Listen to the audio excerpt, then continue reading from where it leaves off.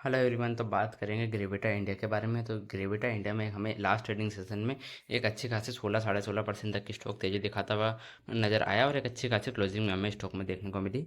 तो किस कारण से हमें इतनी अच्छी खासी तेजी देखने को मिली, एक बहुत बड़ी न्यूज़ निकल के आ रही है, वो मैं आपको इस वीडियो में बताऊंगा।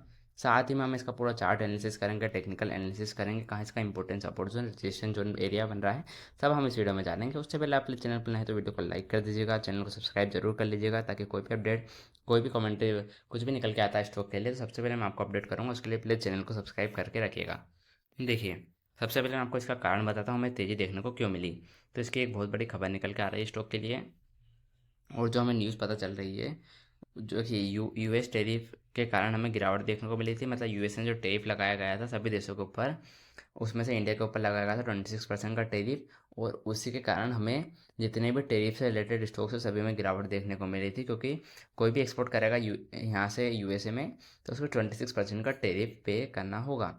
लेकिन अब जो खबर निकल के आ रही है वो एक बड़ी खबर है, और उसमें पता चला है कि जो टैरिफ को 90 दिनों के लिए पॉज कर दिया गया है। मतलब 90 दिनों के लिए कोई टैरिफ नहीं लगेगा।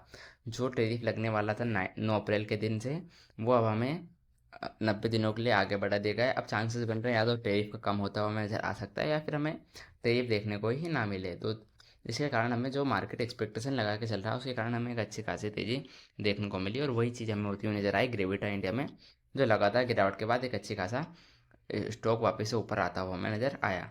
अब इसके क्या इंपॉर्टेंट लेवल बन रहे हैं, उससे पहले आप प्लीज़ चैनल को लाइक कर दीजिए, वीडियो को लाइक कर दीजिएगा, चैनल को सब्सक्राइब जरूर कर दीजिएगा, ताकि अपडेट सबसे पहले आपको मिले। अब देखिए, मैं फट जल्दी से आपको सारे इंपॉर्टेंट सपोर्ट एरिया बता देता हूँ।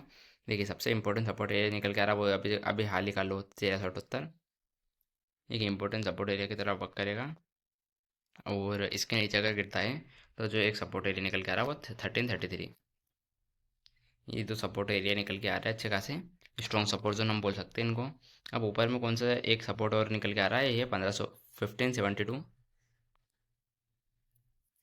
अब ऊपर में रेजिस्टेंस एरिया, तो जो सबसे इंपॉर्टेंट रेजिस्टेंस एरिया निकल के आ रहा है ये भी एक सपोर्ट की तरह वर्क करेगा, ये 1792। ये कुछ 3 4 सपोर्ट एरिया निकल के आ रहा है स्टॉक के लिए, बहुत स्ट्रॉन्ग सपोर्ट जोन है।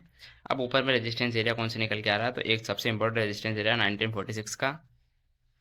इसके ऊपर अगर हमें क्लोजिंग आती है तो स्टॉक बहुत अच्छा पॉजिटिव होता हुआ नजर आएगा, और ऊपर के लेवल हमें स्टॉक में देखने को मिलेंगे। इसके बाद जो रेजिस्टेंस एरिया निकल के आएगा वो है 2112, 2112।